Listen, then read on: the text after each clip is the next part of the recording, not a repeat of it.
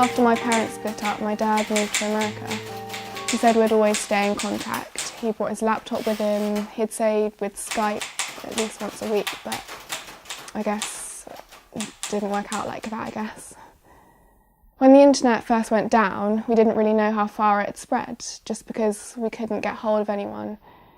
It was a sense of confusion, panic, then the reality of the situation hit. Then frustration. I didn't realise how hard it would be to talk to my dad. But all the big companies were destroyed. It was impossible to cross the Atlantic, so it had to be letters, and even they would take months. I slowly began to forget everything. His face, his voice. Before he left, I guess you could say our relationship was normal. I learnt a lot from him because I wanted to be a writer. We never really realised exactly how far away we were from each other. As soon as the internet stopped, the distance became so much bigger.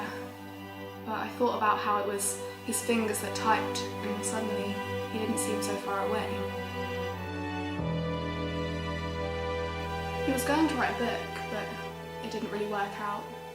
I'm not sure why, but I don't know, I guess it could have been because I came along. That's why I used to write him letters. It was almost part of him, it made me feel closer to him. After about a year I got a letter from him. It wasn't anything extraordinary like you'd expect, just normal stuff, you know. How's school going, what have you been up to? It was like he'd never been away. And then things started to feel normal again. Sometimes we wouldn't hear from each other in 3 months, and other times we'd get 2 letters in the space of a week. But as it went on, the tone of the letters started changing. The novelty of our distance wore off. It was no longer exciting that we were simply communicating, we got into a rhythm. I started realising that perhaps those months where I didn't hear from him were the months that I felt I could breathe, you know? They were the first months in my life where I was in control. It was a relief.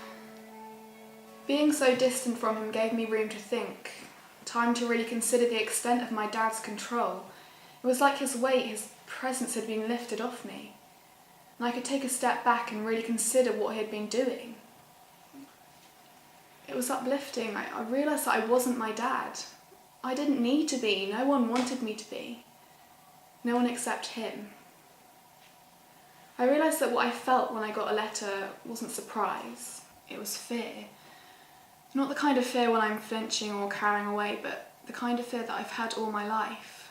Low level, subtle, a combination of worry and intensity that I didn't realise existed until it was gone. The fear that had kept me in contact, the familial obligation that seemed to bind us together slowly started fading. I discovered that I was my own person, something that my dad had tried to deny me for years. And suddenly, I wasn't afraid anymore.